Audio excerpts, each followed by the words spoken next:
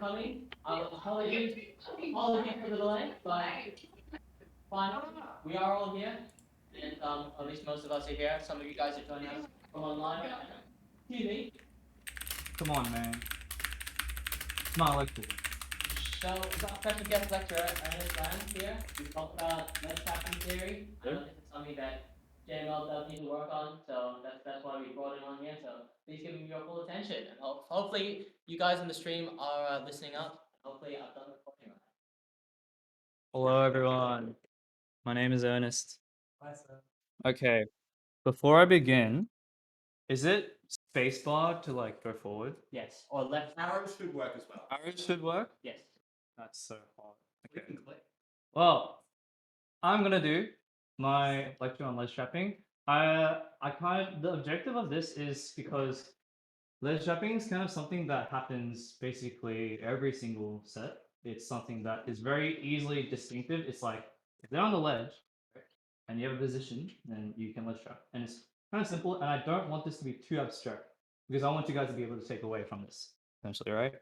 So, what is ledge trapping? I hate beginning like this, but I'll give you something to have a look at. By the way, this is like there's gonna be a lot of videos, okay? So here, layer, this is a little ledge trap. Still a ledge trap. He's sick with it, reads the jump. Or does he react? Catches him again. And mind you, right?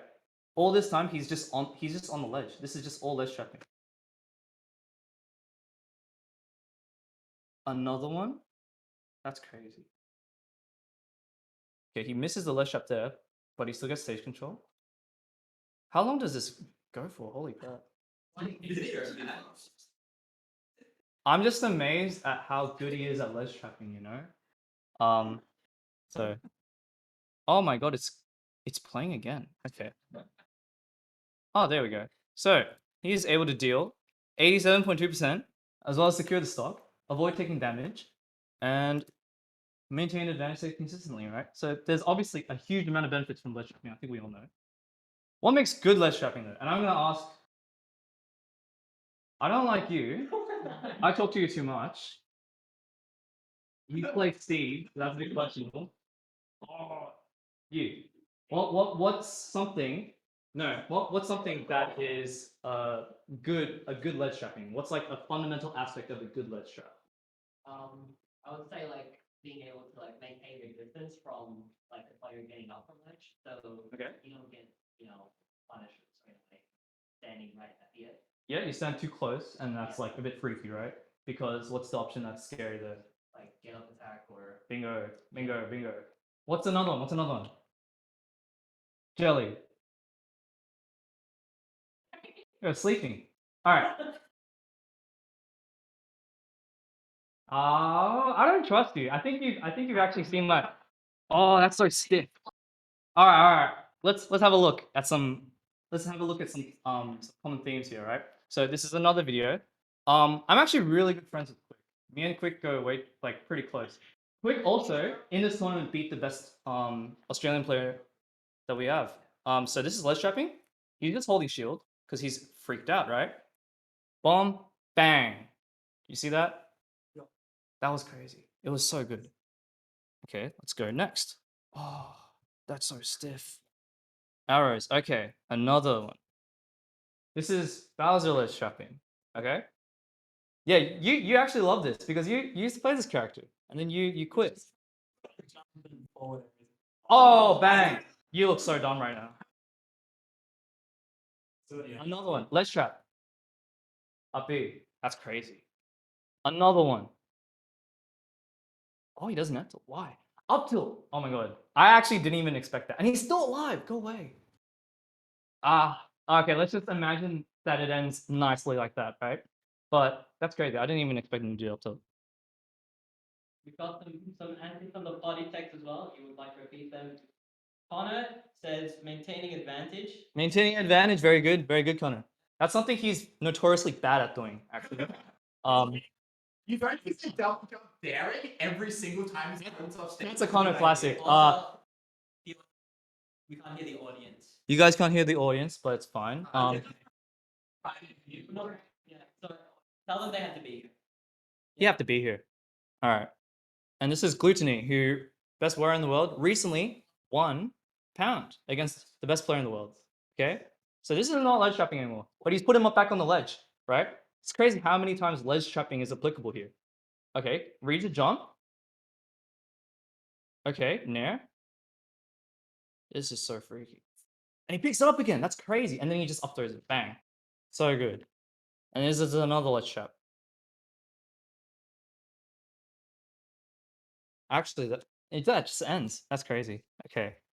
So, what are the available options? There are probably 6 options, I think. Okay, so there's neutral get up, jump. You can actually just see all of the options right here. So I don't really need to vocalize them, right? So a good ledge trap, right? Like what Aethra said, bingo on the spot. You want to cover multiple options, right? You also want to maintain kind of like maintaining a safe distance is good, like what Epic said, because you want to, not give up your positioning so easily, right? The main idea is there are 6 options, right? A ledge trap is good because they have a limited set of options between those that they can choose from. But when you want to trap someone, you don't want to pick a 1 in 6. The odds are so bad, right? What you want to do is you want to try to you want to pick 2 out of 6 options. You want to pick 3 out of 6, 1 and 2s, right? Because math, if you try to let's say you put them on the ledge and then you just go to roll distance and you charge a smash attack. That basically covers 1 out of 6 options. Mathematically, it's suboptimal, right? So what are some ways in which you can cover multiple options? So we'll go back to the Bowser example, right? Let's just have a look and just break it down step by step. So, oh my God, what? That's crazy. Okay. Well, the first example, right, was the Bowser bomb. So I don't know if I can pause and play it, but I'll try my best. Sorry? I'll just tap it like that, yeah. This one. How many options does that cover? Someone tell me. So he did get up attack, right? So it beats that. What other options does the Bowser bomb cover? Hayden. It trumps him. It trumps him? Okay. What else does it beat? James. I think it can beat a lot of options, but it Just depends. give me 1 out of 6. Give me an option. If they time it in a specific. Very good. Very good. Very good. Very good. Get up attack. She said jump. Okay. What else? He does it again, right? Notice he's waiting for his spot. He does an F tilt, and he does an up B, right? So this up B, what does it cover? Ice banana. Roll, okay, and regular get up, good. Jerry. No. Doesn't cover get up attack because get up attack has invincibility, right? But I'm glad you asked. And if he timed it earlier, it probably covers jump as well. So that's 3 out of 6. So you're playing 1 and 2s the entire time, right? So mathematically speaking, your odds are pretty fucking good. Oh, okay. How many does this cover? So Cola, he's done something right now, right? So there's 6 possible things that he can do. What does the charge shot be? Roll 3. What are the other 2? Good. You should go. Yes, 3 out of 6. I would say that it kind of beats. It could maybe catch jump if he times it well, right? So it covers a lot of options. See ya. So these are some general ways. Let's say you don't have a projectile, right? These are some general ways in which you can cover more than one option. But the rule, the main idea, right, is that you want to just increase your odds. You have short up nair here covers the jump and the neutral get up. And if it's timed well, it actually covers get up attack as well, right? Hold shield. This is something that I do a lot as well. So it covers neutral get up, but how? How does it cover neutral? Press the A button when you see the neutral get up. What does that do? Grabs them. It grabs him. Grabs him on reaction, right? Covers the jump. How does it cover jump? Hazy. You need to pay attention. Yeah. All right. And G. You're holding shield, your opponent jumps. It covers you if they get up with an option that may attack you. So Foxy could probably just up air. on reaction, you know? And it covers get up attack because you're shielding. So if it hits the shield, that's just an easy up smash, right? So are all the options the same? There's the safest option, right, which is neutral get up. There's only one frame of invulnerability, right? This is really, really difficult to punish traditionally. And a big mistake a lot of low-level players and a lot of newer players do is they hyperfixate on punishing the neutral get up, right? Because there's only one frame, it's very it's not very generous, you know? You can time like a meaty thing like a Bowser up B, but like let's say you don't have that, right? Is it really worth trying to hyper focus on punishing this option? Mind you that if you don't try to punish this neutral get up, there's low reward, right? For the opponent. If they neutral get up, you're at roll distance, you're keeping your distance away. He's still in the corner. This is still a scary position, right? So you not ledge trapping, you not choosing to punish this option is not as bad as, let's say, a roll, like an R. Oh my god, it just came up one at a time. Okay, so roll, really, really laggy option. I hate this option because every time someone rolls against me and I don't punish it, I'm like, fuck. I've just lost my entire positioning. My Ledgetrap's in shambles. I'm like at an existential crisis right now. You know, I'm just like, why am I playing Lucina? This is so bad, right? But there's 45 frames. It's really reactable so long as you're anticipating it, right? So go on. Some rolls do go further than others. That's what Hayden said. Very good. Peach actually has, sorry? Oh, sorry. Some research I've done. Okay. All rolls are 45 frames though. All rolls are 45 frames. That's nuts. That's true. That would make sense because all rolls are 45 frames, right? But some rolls go further than others. So theoretically it's time space, it just makes sense, right? So Peach's roll goes absurdly far, really far, like on small battlefield, right? It actually goes to the furthest corner of the platform. Whereas Younglink's roll is really short. It actually goes like you can almost cover it with like one single down tilt. All of PT's ledge rolls are dog shit. James says all of PT's ledge rolls are dog shit. Thank you. Okay, so let's say, right, you don't play a character with Samus Charge Shot. You don't play a character like Diddy where you have Gordo, right? Sorry, my bad, sir. A character like Lucina. I actually wasn't gonna go there. But let's say you play like a character like Lucina, right? It's like, how do I cover, you know, how do I have this, I don't have a charge shot that automatically covers 3 out of 6 options, you know? Like, I can't just play this 1 and 2. I have to kind of be there. Like, I'm playing a character like Lil Mac, I'm playing a character like Joker, etc., etc., etc. So, how people that play characters like these use, like, how do they create a flowchart that covers multiple options? Their reactions are their coverage. And this isn't raw reactions, right? So just like when you're holding a charge shot, right? You're anticipating certain options in your mind, right? You're anticipating, hey, I want them to do a granite option. And it doesn't matter what granite option that they do. If they do one, this will beat it by default, right? Makes my mind a lot easier. So if I was playing, right, I'm playing with Cena, right? I'm like, okay, I want them to do, let's say, I want them to do a granite option as well. I don't have one move that I can use at the same time that beats all 3. But what I can do is I can anticipate either a roll, a neutral get up, or a get up attack, right? I stand at roll distance and I can cover roll on reaction. If they do a get up attack, that's really laggy as well. I can punish that. And if they neutral get up and I'm quick, I can F tilt it as well, right? Obviously, this is really hard, but there are ways to do this. The idea is that it's not a single move, but it's it's like the way in which you frame what you look for. Your read isn't, I'm going to punish roll by holding a smash attack, right? Your read is, I'm going to punish roll, but I'm not going to press anything yet. I'm going to wait till they roll, and when they do, I'm going to punish them, right? Anticipating it. So you have a read, but then you're reacting on it. So, best player in the world, he's a god. He does this extremely well, right? So puts him on the ledge. Here. What do you think he's gonna do? Like, what do you think he's done this backflip, right? What do you think he's gonna look for? Epic.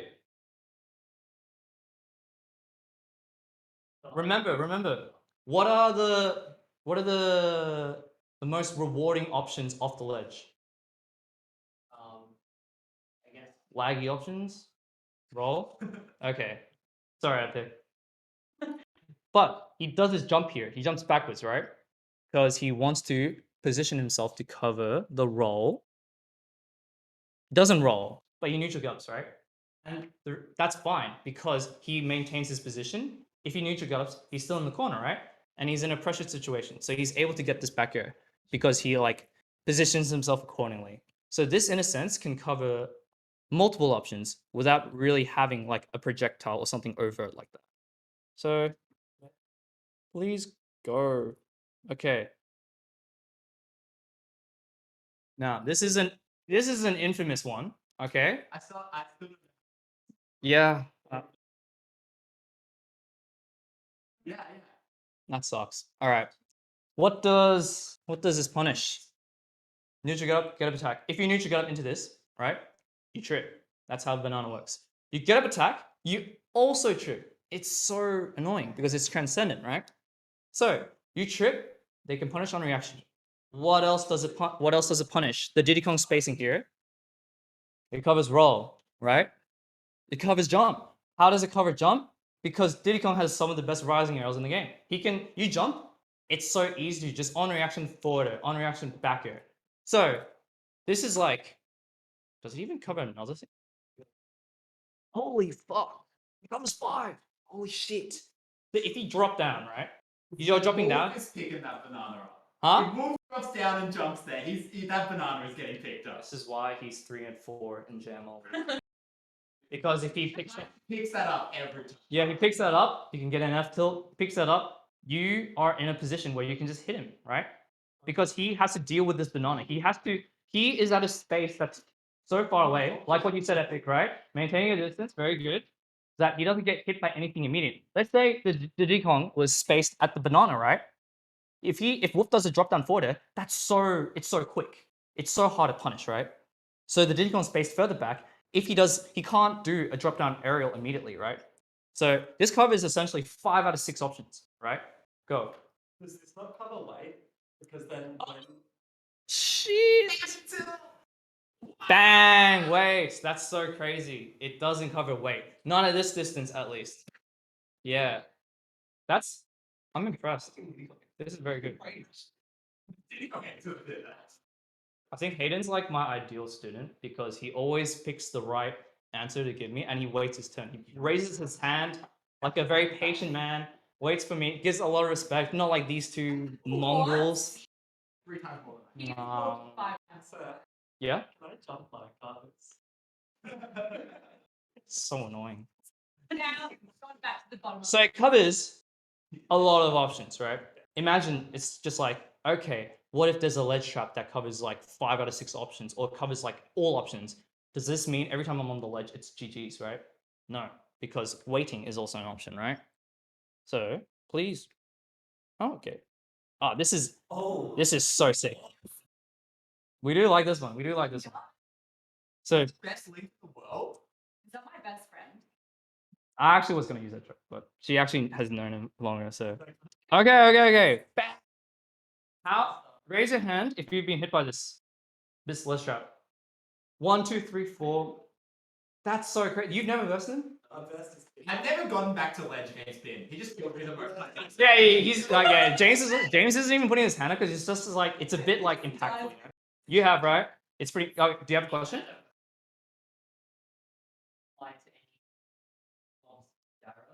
That's a really, really good statement. Yeah. So I'm assuming this will apply to like most projectile ledge traps as well, right? Almost, right? Some projectiles some items are better than others, right? That's just how it works, right? But Rob putting the gyro on the ledge, right? I lost a tournament last week to this very ledge trap. So I know like from the core. Was it fun? No, I lost him in grands. Oh shit. Yeah, you look so dumb, man. Wait, actually, if you want to talk, you have to raise your hand up from now on, okay? Anyways, yes, you are correct, okay? This covers, I think, every single option.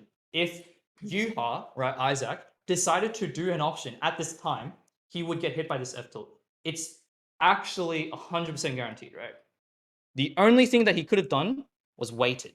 And I'll explain to you why waiting is important to... Okay, freeze frame. Who here knows how the bomb works?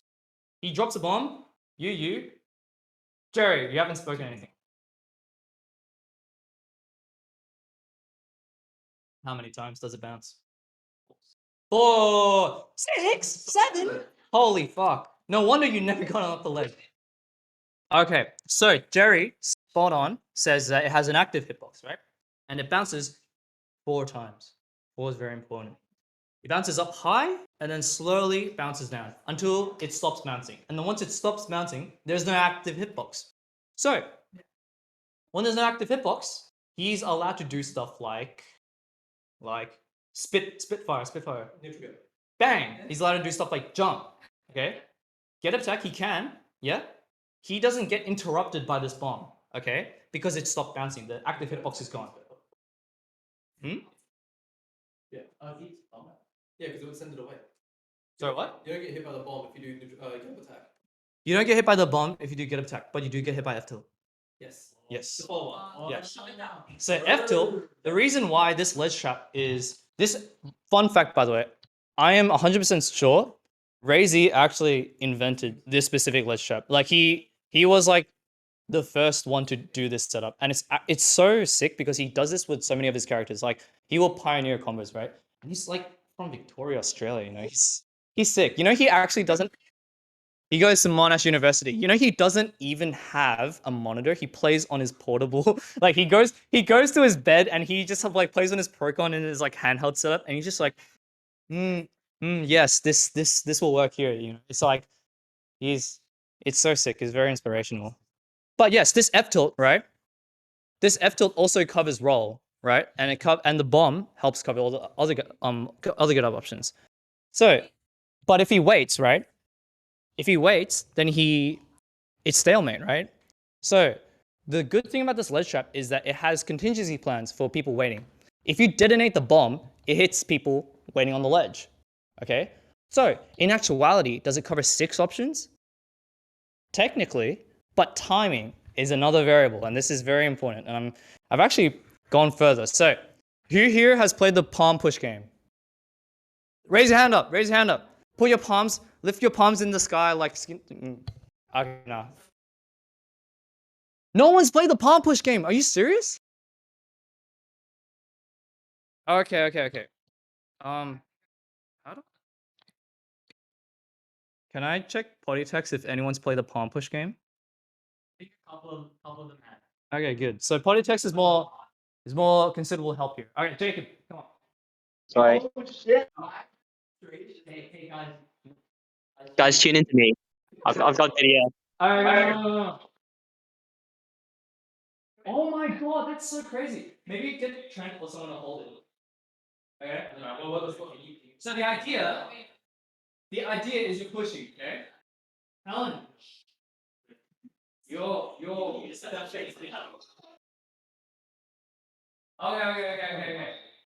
Everyone.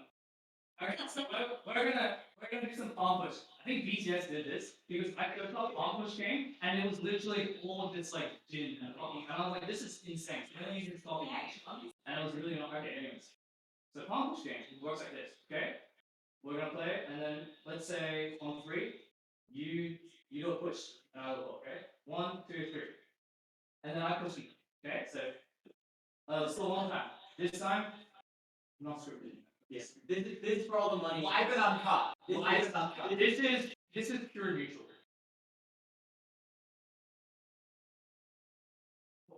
I'm so fucking good. Holy shit. Alright. So when actually, oh wait, so you've stopped doing that. I had a really good idea, but seeing as you've already stopped videoing, it's fine. Just to explain the nature of this analogy, right?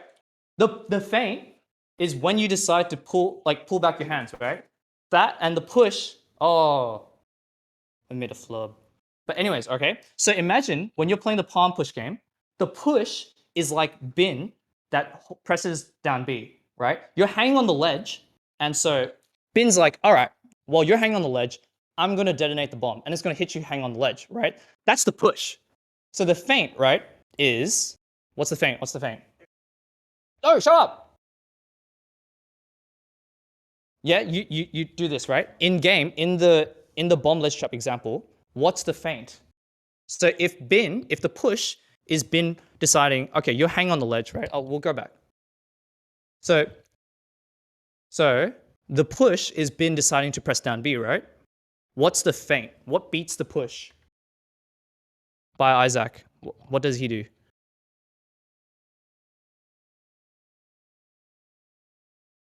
You want a hint? Okay. Okay, go. Correct. Okay. So the feint, right, beats the push, right? And so the feint here by Isaac is he decides to pick an option, like a neutral get up, okay? Because if Bin's like, all right, I'm gonna push you, okay? He presses down B. At the same time, Bin pushes, and I do a feint, right? Isaac does a feint. Bin's like, oh shit, I missed. And Isaac does his feint. That's the neutral get up. He has got away. He has neutral get up, used his invincibility to avoid the bomb, right? And now he's out of the ledge trap because there's a lag to the bomb detonation, right? All this is timing mix-ups. When you play this game, right? It's like who's reading whose timing. We already know what the options are. We're just trying to figure out when, okay? And this is the second incredibly most important aspect of ledge trapping. You have options, right? So people are like, which options out of the 6 are they going to do? And then you have timing. When are they going to do this option? And this is integral because how many times have you gone on the ledge and then they've just charged a smash attack and you've neutral get up into it, or like this is like a Byless F smash and you've done like a buffered roll and you get hit by the F smash, or this is Corrin, you know? How many times has that happened? I've lost sets to that, right? If I just waited there, right? I just wait and I just look at what they do, right? I can abuse my timing to avoid this ledge trap, you know? So waiting, right, is like incredibly broken because it lets you avoid these scenarios, you know? I'm holding shield, right? As Lucina, can you guys please? Okay, so if I'm like Lucina and I'm doing a shield ledge trap, right? I'm just standing shield at neutral get up distance and I'm like waiting for 3 options. I'm waiting for a neutral get up, a get up attack, and a roll, right? The option that beats that a lot of the time can just be to wait because my shield is dwindling, you know? It's not infinite. I can't do this forever. This is not like fucking... I can't find a really cool example, so unfortunately not. But my shield's dwindling. They're waiting. I have to do something outside of this shield if I want to deal with this person waiting, right? So how can we stop players waiting on the ledge? It's already spoiled, so it was actually meant to come up one at a time, and it was going to be really, really cool, but my technical skills suck. So it's going to go insane, yeah, but I spent like an embarrassing amount of time trying to like figure it out. But attacking the ledge, right? Australia. Let's see if we can. That is your boy Jay Whatever he was Dizzle. on in the first 2 stocks of this game, though. Oh no! I'm pressing spacebar. Let's see if Yeah, we it's can Jono. keep channeling whatever I don't know why pressing spacebar Australia. just doesn't Let's see if work. we can So keep I'm just channeling gonna stop whatever he pressing was on in the spacebar. first 2 stocks of this game, though. Okay. Okay. So there's a bomb there.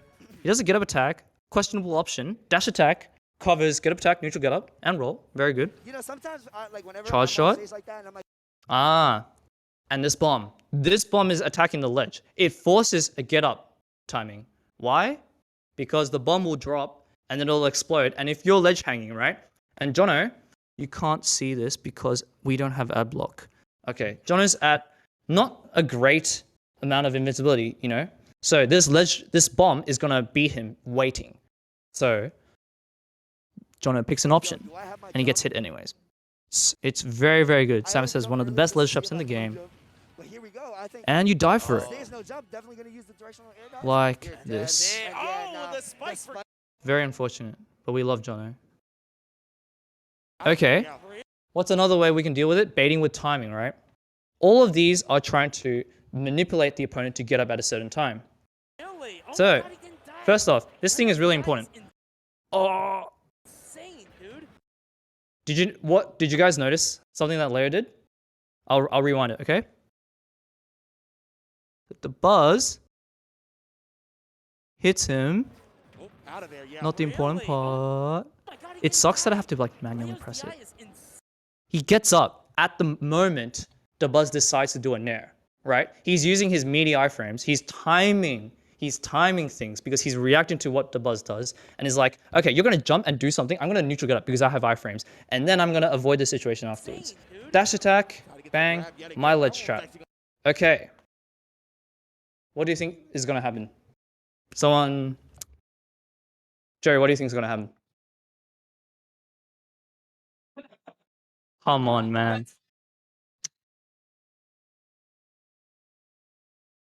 That's crazy. insane, dude. Try to get that grab yet again, and that one Okay.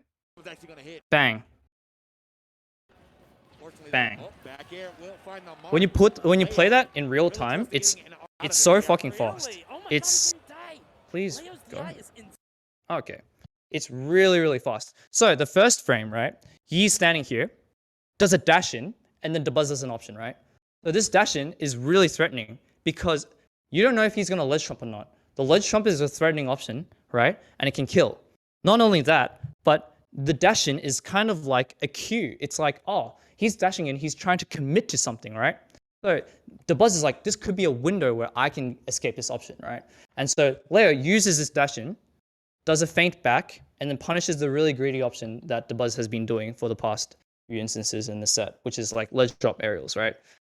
The point that I'm trying to make with this example in particular is Joker doesn't have an amazing move that hits people hanging on the ledge. He doesn't have a Lucina down tilt. He doesn't have Diddy on F tilt. He doesn't have something that hits people on the ledge and has a lot of reward. Down tilt can, but down tilt's also character specific and it also doesn't kill. So people are like, okay, well, since I don't have anything that can punish people on the ledge, right? How do I manipulate them then? Because they're essentially I'm essentially at their mercy of their timing, right? Well, movement is enough because you don't actually need the threat of hitting them. You can use the threat of a trump, or you can use the threat that you're going to commit to something. You know, this is a window. And then once you think that I'm going to commit to something and you're going to choose an option, then I have you baited. And it's really sick. I told Flo that in order to beat people like hang on the ledge, you don't have to down tilt. Flo was complaining that like the down tilt wasn't giving enough mileage, right? And I was like, you don't actually need a down tilt. You can just crouch because it's indistinguishable between whether you do a down tilt or a crouch, right? Flo plays Inkling, yeah? And Inkling's down tilt does not kill. Yeah, but you don't need to hit them. You can use movement to bait a timing. And then he crouches, does a dash back, roller, punishes the roll, you're dead, right? All that started from a teabag, essentially. It's so sick. So this is how good flowcharts are formed, right? You need to have an understanding of your options that can cover a multitude of different things, right? Math, you want to like have the odds in your favor, but it's not just that. You want to have ways to manipulate the opponent to get up at a certain timing, right? There's no point trying to like have a ledge trap that covers like 4 out of 6 options, but it's reliant on the opponent getting up at a specific time, you know? Because when the better players you get, the more they're gonna use their time on the ledge to just look at what you're gonna do, you know? This is how really good players get off the ledge. They don't buffer all the time. They abuse the invincibility they have on the ledge and they see what you're gonna do. You know, they see a Samus doing a charge shot. They see Diddy doing a Gordo. They see this, and that, a Snake doing an up smash. And they're like, okay, I'm going to use this time to do something, right? Now, if you can manipulate this timing, then you have a significantly greater advantage. And this is why stuff like Cloud Dash Attack is really broken. Being on the ledge against Cloud is really scary because you can't wait. The dash attack will kill you and it hits the ledge and it's unreactable. And it's really threatening. You know, Ike down tilt, right? It does the same thing. Lucina's down tilt is also pressuring. Also, Lucina's F smash also beats people ledge hanging. So people are less incentivized to just purely wait against Lucina. And that's when you can realize, hey, they have ran out of their invincibility or they're picking up an option. I can choose what option I want to do now, you know? So this is an example by... That is not JML. This is Nick McKenzie. Okay? Does a dash in. Come on, bro. Gets up. See? The laser, right, is actually surprisingly good because it covers neutral get up attack, and also roll. Okay, does a get up attack. That's fuck. He misses the punish, right? He does a back air. He does get up attack, but that's fine because his positioning lets him play another turn, right? Does a laser that beats the roll. The legend. Does another laser. He's the And original then goat. does an up B. This looks so dumb, but it's actually really, really good. Yeah, because it's not simply like the options that Nick chooses. Laser and up B are traditionally not options that you're like, oh, that's the thing that I need to worry about when I get ledge trapped by Wolf. It's Nick's understanding of when Sandman wants to do something. So he is like, Sandman, you're going to buffer every time you get on the ledge. So me understanding and fully believing in this timing, I actually can just do whatever the fuck I want, you know? And that is when, like, you're in the vortex. And it's so, it's so disgusting. Like, it's like the ledge trapping vortex. It's, I can't explain it.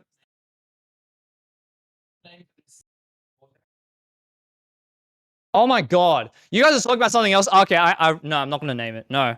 It's just the vortex. Is phenomenal to watch. Even unconventional Watch. Notice? Case in point again. Dash, back air. That was so quick. But that was so good. Let's play it one more time. Okay? Understand what is happening. Bang, bang, bang. Dash. Morbius, also known as Zomba, forced to get up because it's a dash, right? It's like, oh shit, this is spooky. And then he chooses jump, right? And then Spargo just reads it with a back air. It's so good. He's simply the second best player in the world. All right, this is... So a lot of lower level to mid-level player ledge trapping. I think, right, when I watch a lot of people that are less experienced at the game, or the ledge trapping is not as fleshed out, right?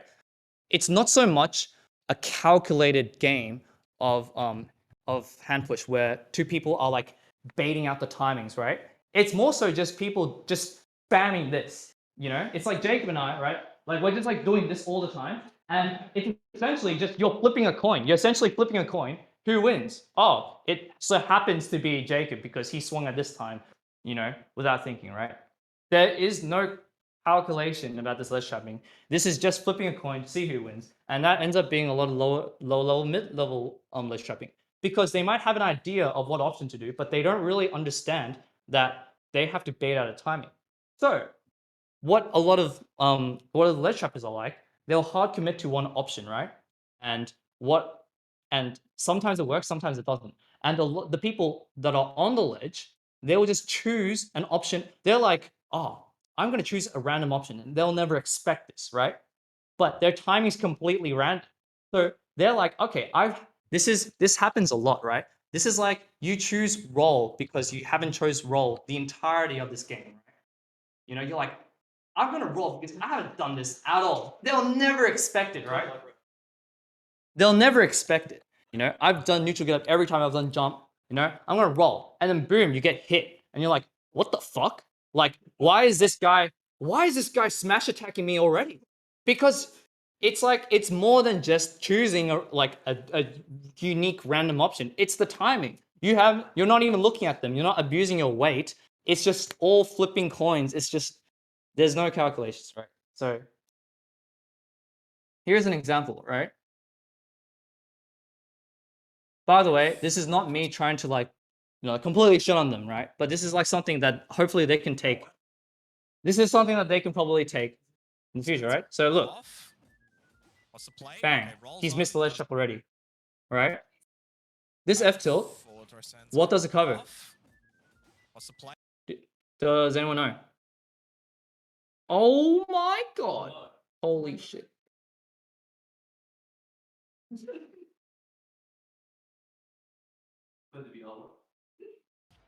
Oh, this is so annoying. Just look at this. What does that F tilt cover? Does anyone know? Neutral get up.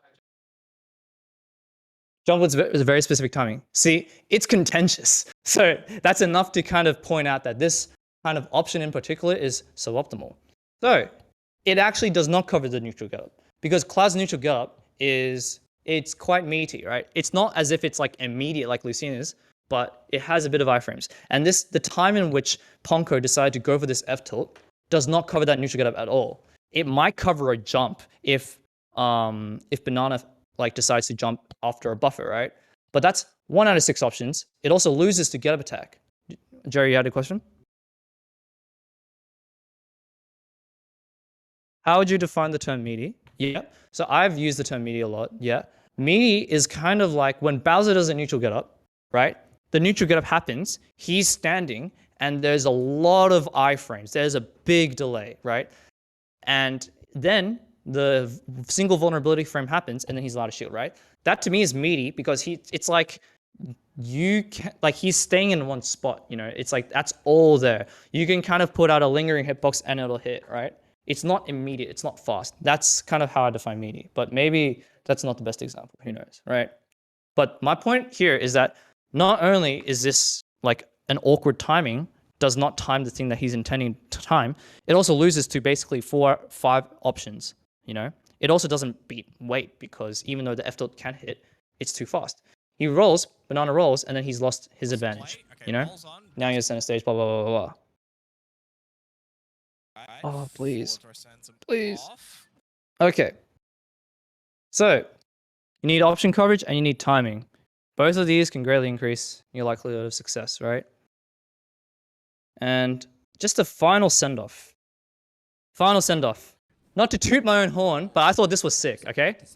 Shield! Shield ledge trap! Oh, neutral get up, bang. What's gonna happen next? Oh, let's jump. He didn't expect that one. Oh. Okay, side B doesn't work. Whatever, you know, that's fine. Am I gonna ledge trap again? No. Right? So 3 ledge traps happened simultaneously, repeatedly, right? And in my head, this all made sense, right? So I'll explain to you. I'll dice. Fuck! Please! What's your profanity? Okay.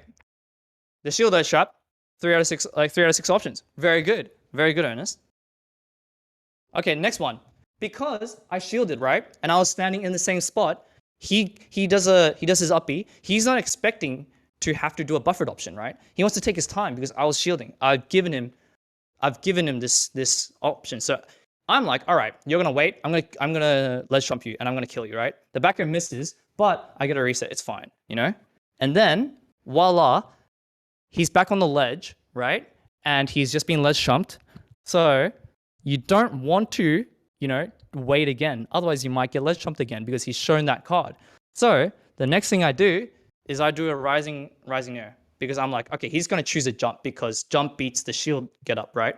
And I'm going to buffer it so that I don't get ledge trumped. And then I'm like, okay, rising air, you're dead. And then I win the set from that.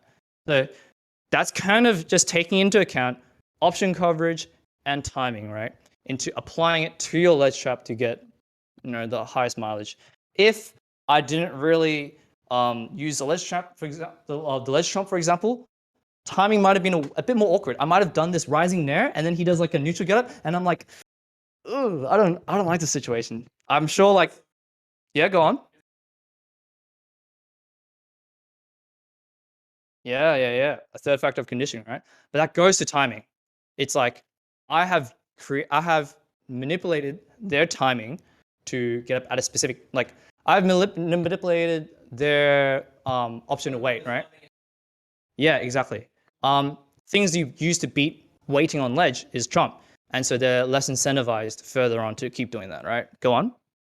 You've taken advantage of it. Okay. Doing things to beat the options that you think. Well, okay, so James says that I'm abusing the fact that gravity is good. So he's choosing the right options and I'm beating the right options. Well, let's say what's a more common layman's option to you, James, that could have happened here? If he does a roll, let's say, I can up B that on reaction.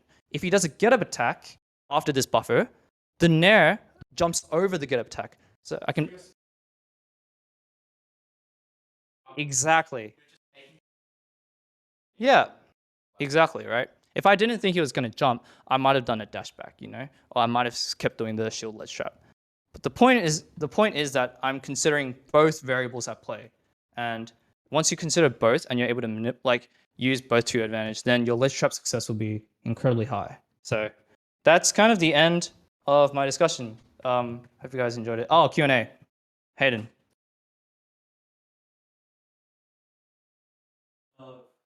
Edge guard?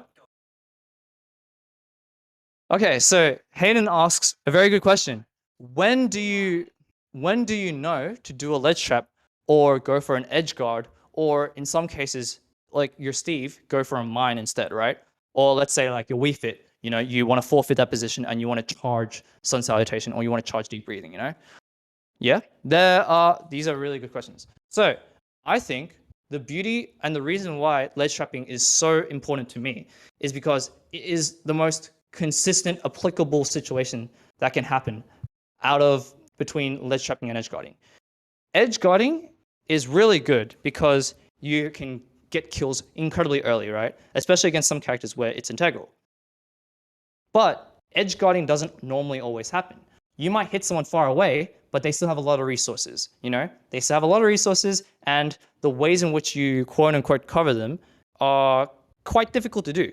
So the risk reward and the probability for trying to go for edge guards might be lower than, let's say, hey, they have so many options here.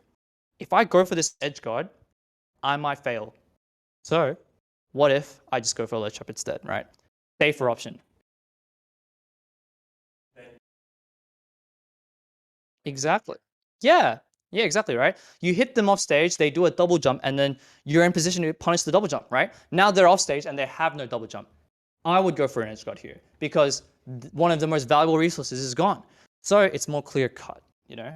The risk reward, the probability, much higher, right? Ledge trapping is just something that's really nice as a default, you know, if you don't have all the options covered and stuff. Yes. James, you first. No, James, you first.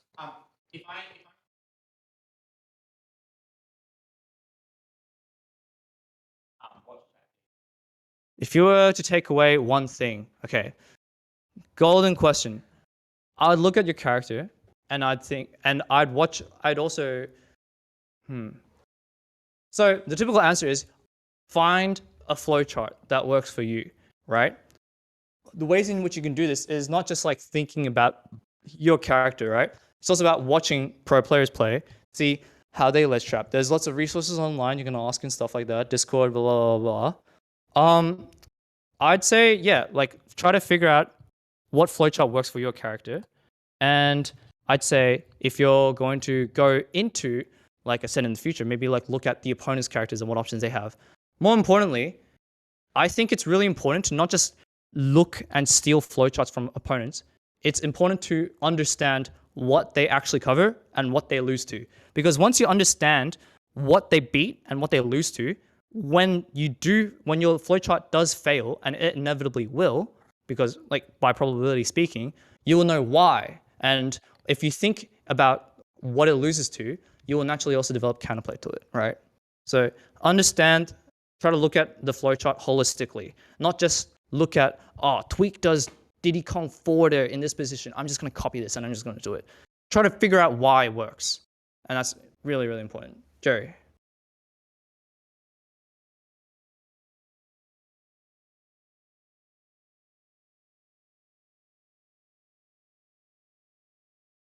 Okay. I'll repeat the question, by the way. So Jerry says, is there a general way... Wait, sorry, can you repeat the question?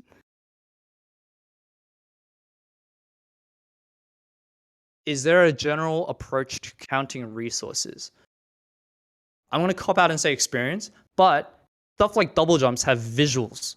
It's very important to notice these visuals because the better, like, double jumps probably the most valuable resource, right? So you have to keep a lookout for that. When you hit them, right, notice, do they do a double jump, the halo that comes out.